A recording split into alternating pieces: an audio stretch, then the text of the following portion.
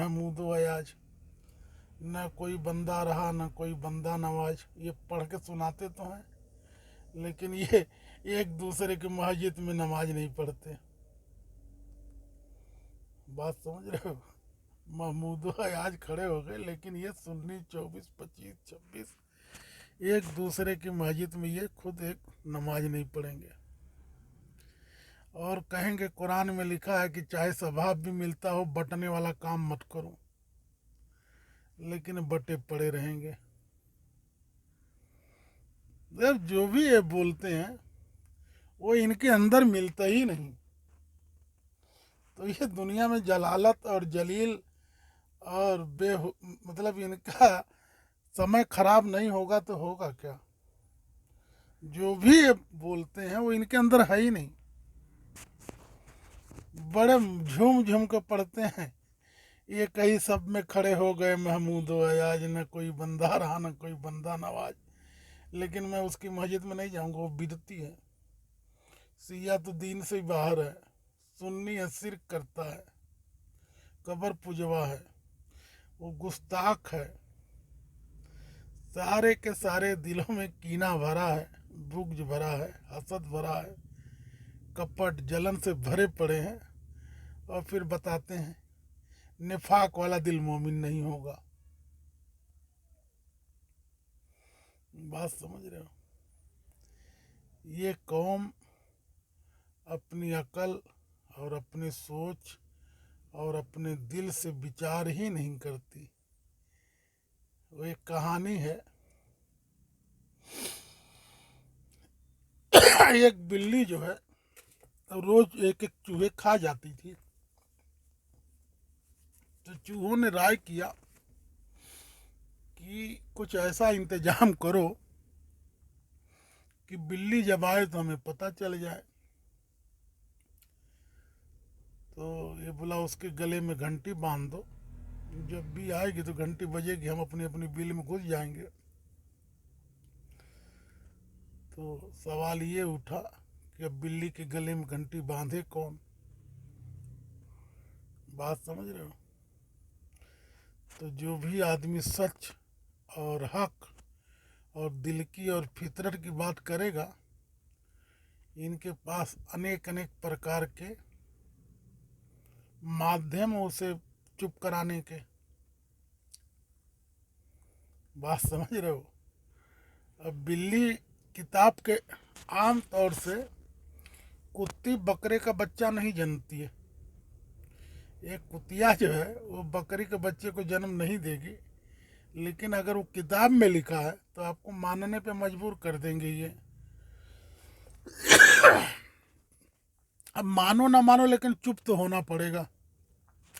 ऐसी ऐसी गैर फितरी बातें मजहब में भरी पड़ी हैं, इसलिए मजहबी आदमी और उसको मजबूर भी कर दिया है कि विरोध नहीं कर सकते। ऊपर वाला जो चाहे कर सकता है। वो हवा में बच्चे पैदा कर सकता है, मच्छी के पेट से इंसान पैदा कर सकता है, कान से बच्चे पैदा हो सकते हैं, छींक आने से बच्चे पैदा हो सकते हैं, ऊपर से हवा फूंक दे औरत पेट से हो सकती है। 10 टुकड़े मुर्गी के करके बोटी बोटी बोटी बोटी कर दो उसको, फिर बुलाओ, जिंदा हो सकती है मुर्गी। आग देवता आके बुझा सकते हैं। मुर्दा भी जिंदा बहुत बार होता है, आज भी वो लोग कर रहे हैं। तो ये सब ये सिर्फ आदमी को अपनी फितरत से सोच विचार करने से रोकने के लिए ये सब व्यर्थ की बातें ग्रंथों में भरी है। सारे ग्रंथ नीचे वालों के बनाए हैं, ऊपर वाले का कोई ग्रंथ नहीं है। ऊपर वाले के ग्रंथ में इंसान संशोधन कर दे, ये हो ही नहीं सकता। वो सर्वव्यापी है, तो डायरेक्ट लिखी लिखाई एक किताब भेज देता और सारी दुनिया की भाषा एक बना देता और सब लोग उसको पढ़ते, कोई डिस्ट्रीब्यूट होता ही नहीं। लेकिन सारे धर्म ये कहते हैं उसकी बुक है, लेकिन सारी बुकों में ये लोगों ने संशोधन किया है, मात्रा लगाया है, जेर जबर लगाया है, आगे पीछे किया है और अनैतिक बातें भरी पड़ी हैं। वो कह रहा है अब दीन फितरत, अक्ल सलीम, बुद्धिमत्ता, बुद्धि और विवेक से जियो, अकल से जियो, सोच विचार के जियो। तो फिर सोच विचार करने वाला तो बिल्ली से बकरी का बच्चा नहीं पैदा कराएगा, या बकरी बिल्ली नहीं जनेगी। तो ये लोगों ने धर्मों के माध्यम आदमी को कंट्रोल करने के लिए, समझ रहे हो, आदमी आदमी वाकई न बन जाए, धर्म के माध्यम से, किताबों के माध्यम से, ऊपर वाले की बाणी से माध्यम से इंसान को जानवर बनाए रखना चाहते हैं। और समय समय पे एक आदमी अपने ईगो के लिए करोड़ों करोड़ों लोगों को कटवा देता है, ब्रेन वॉश करके, देश के नाम पे, धर्म के नाम पे, जाति के नाम पे। सदियों से हो रहा और आज भी होगा, और आज भी हो रहा और आगे भी होगा। अगर लोगों ने अपनी बुद्धि विवेक से जीना नहीं शुरू किया तो कोई मुसलमान को समझा रहा है, कोई सनातनी को समझा रहा है, कोई ईसाइयों को समझाएगा, सब अपने अपने मत वालों को ही समझाते हैं। कोई यही नहीं कहता कि सब के सब एक ही परम पिता की संतान हो, सब समझ जाओ। तुमको बांट के ये लोग तुम्हारा शोषण कर रहे हैं। कोई ये समझाने को तैयार नहीं है कि सबके सब एक परमपिता की संतान हो, एक मालिक की रचना हो, सब एक पे आ जाओ, सबका मालिक एक है, सबकी जीवन शैली अलग अलग है। बात कुरान में लिखा है, मूसा 12 पत्थर पे डंडा मार, पत्थर पे डंडा मारे 12 चश्मे फूटे। अल्लाह ने कहा सारे 12 कबीले अलग अलग अपना घाट कर लो, जमीन पे फिसना फसाद मत करना। गीता कह रही आग ताई का नाश कर दो। मुसलमान कहते हैं कुरान में फितना वाजिबुल कत्ल है। ये लोग समझना ही नहीं चाहते। सब अपनी अपनी भीड़ को संभाल रहे हैं, सनातनी भीड़, इस्लामी भीड़, ईसाई भीड़, फिर इन भीड़ों में भी फिरका है, पंथ है, अलग अलग जमात है, और सब अपनी अपनी रोजी रोटी चला रहे हैं, इनको मूर्ख बना रहे हैं।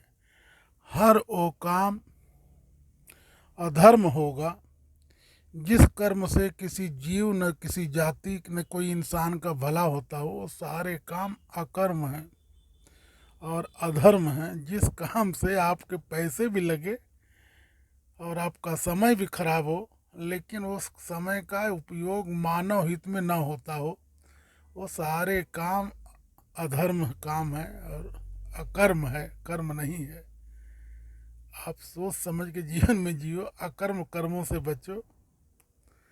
आप ऊपर वाला, समझ रहे हो, ऊपर वाले के जितने भी ठिकाने हैं ये नीचे वालों के बनाए हैं। सारा उपयोग नीचे वालों ने ऊपर वाले के नाम जोड़ के अपने अनैतिक कर्मों को नैतिक बनाने के लिए ऊपर वाले से जोड़ते हैं।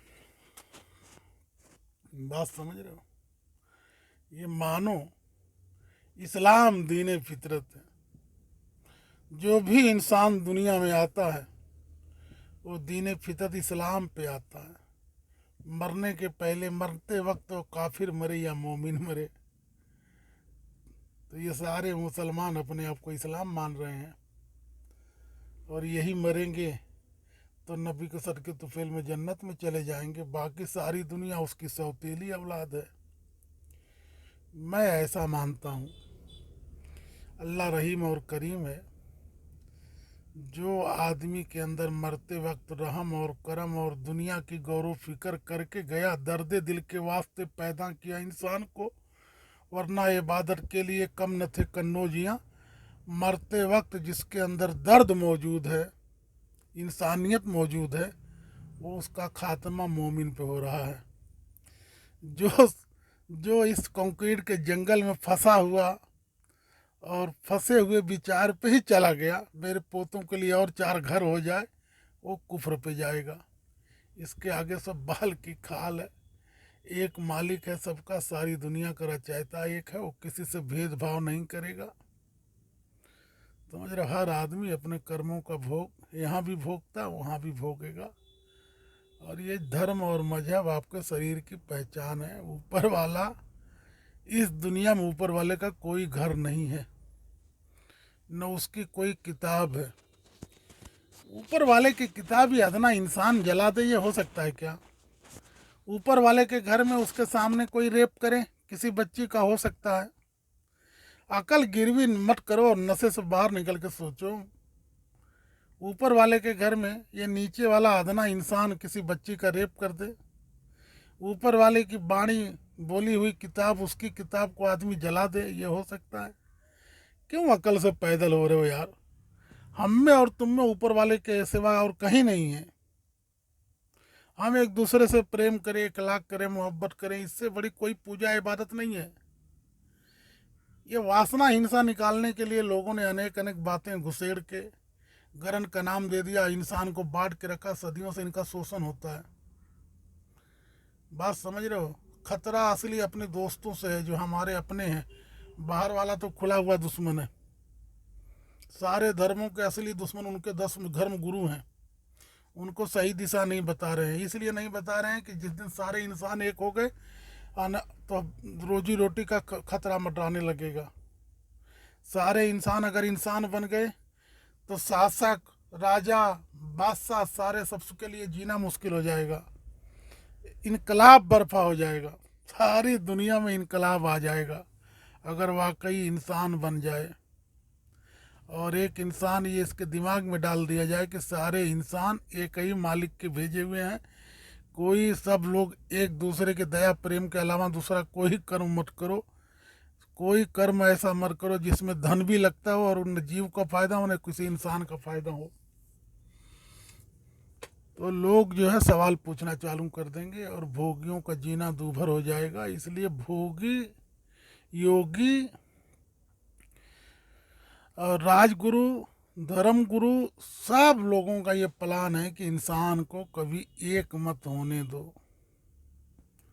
सिया में बांटो, सुन्नी में बांटो, वहाबी में बांटो, अहले हदीस में बांटो, कादियानी में बांटो, हिंदू में बांटो, मुसलमान में बांटो। 4000 धर्म है, सब में बांट के रखो। ये कभी एक न हो और न इन्हें एक होने दो। अगर ये एक हो गए तो बहुत तकलीफ होगी लोगों को। बस ये ऊपर ऊपर तो सहला के कहते हैं कि सबका मालिक एक है, लेकिन ये अंदर से कभी नहीं चाहते कि एक इंसान, सारे इंसान अच्छे हो जाएं। जैसे सिगरेट भी बेचो तुम और कैंसर की दवा भी बेचो तुम, दारू भी बेचो तुम और पीने से मना भी करो तुम, गुटखा भी बेचो तुम और गुटखा खाने से मना भी करो तुम। बात समझ रहे हो? तो ये कभी नहीं चाहते कि कोई चीज का इलाज जड़ से हो। जड़ से इलाज, बीमार रखना है तो ही हॉस्पिटल चलेगा। समझ रहे हो? इसी तरह लोगों को दिमागी बीमार बना दिया है धर्मों ने। मजहब इंसानी मगज को हैक करके अलग अलग खाने में सेट करके एक दूसरे का खून खराबा सदियों से किया है और आज भी हो रहा है। धार्मिकता, मानसिक बीमार हुए बगैर कोई आदमी कट्टर धार्मिक हो ही नहीं सकता। जितना ज़्यादा मानसिक बीमार होगा उतना बड़ा कट्टर धार्मिक होगा। किसी को मेरी बात का बुरा लगे तो माफ़ी चाहता हूँ। किसी को भी कुछ भी सवाल पूछना हो वो पूछ सकता है। समझ रहे हो आप? सोचो, समझो, विचार करो, जियो। इस संसार में हमारा वजूद है, तुम्हारा वजूद है। जब तक हमारे अंदर प्राण है, जब तक आत्मा और परमात्मा है, इस आत्मा को, इस रूह को मुझे मरना है, गैब पे ईमान लाना है। इसका ईमान ये है कि मुझे मरना, और कब मरना मुझे पता नहीं, और मैं अपने शरीर का भी मालिक नहीं हूं। तो मैं मालिक क्यों बन रहा हूं? मैं कुछ भी बन जाऊं, मैं पीएम बन जाऊं, सीएम बन जाऊं, बिल ग्रेट बन जाऊं, या मैं अमेरिका का सदर बन जाऊं, लेकिन मैं अपने शरीर का जब मालिक नहीं हूं तो मैं नींद में क्यों जी रहा हूं? बेहोशी में क्यों जी रहा हूं? उसने मुझे अकल क्यों दी, बुद्धि क्यों दी? बुद्धि गिरवी रखने के लिए?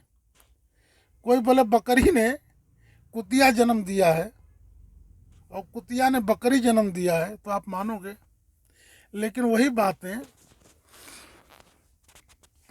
ग्रंथों में लिखी है तो मानना है। तो अनैतिक बातों को ऊपर वाले के नाम से जोड़ के ये लोग मानव जाति को शांत करा देते हैं। बात समझ रहे हो आप?